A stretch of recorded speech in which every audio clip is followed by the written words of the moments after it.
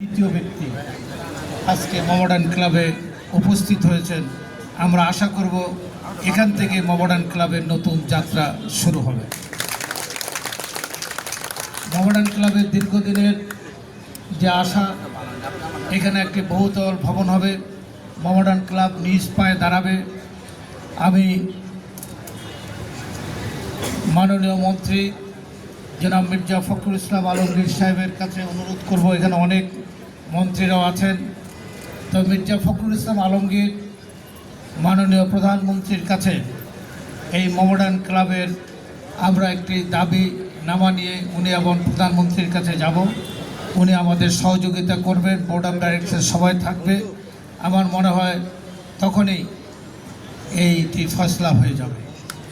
গতকাল যে যাত্রাটি মাননীয় প্রধানমন্ত্রী শুরু করেছেন, এখানে আমার সামনে উপস্থিত বাংলাদেশের ক্রীড়াঙ্গনের সকল সোনালী অতীত, যাদের নাম শুনে, যাদের খেলা দেখে, যাদের বিভিন্ন নিয়াজ মুর্শিদ এখানে বসে আছেন, আমি সবাই তাকে বাংলাদেশের প্রথম গ্র্যান্ড মাস্টার হিসাবে তাকে সবাই সম্মানিত করেন।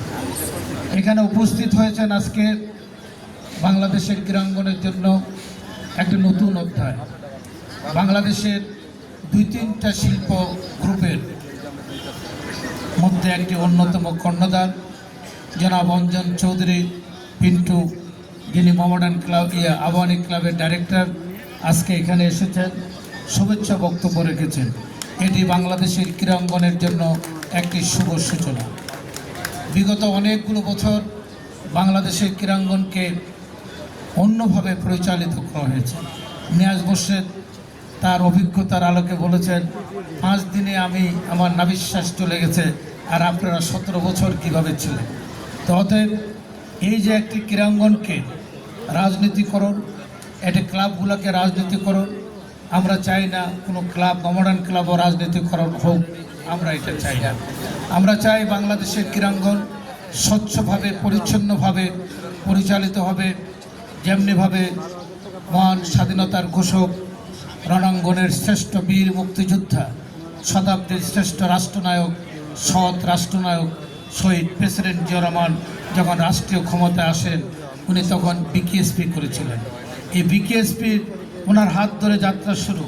এই বিকেএসপি থেকে অনেক শত শত কীর্তিমান খেলোয়াড়ের জন্ম হয়েছে। উনি বাংলাদেশের ক্ষমতায় এসে সাংস্কৃতিক অঙ্গনে নতুন করে করেছেন। বাংলাদেশে এরপরে এত প্রতিভাবান শিল্পীদের জন্ম আর কখনো হয় নাই। এরপর এটি বন্ধ হয়ে গেছে, এই জন্য আর ওইভাবে আমাদের সাংস্কৃতিক অঙ্গন আর সতেজ হয় নাই। তাই আজকে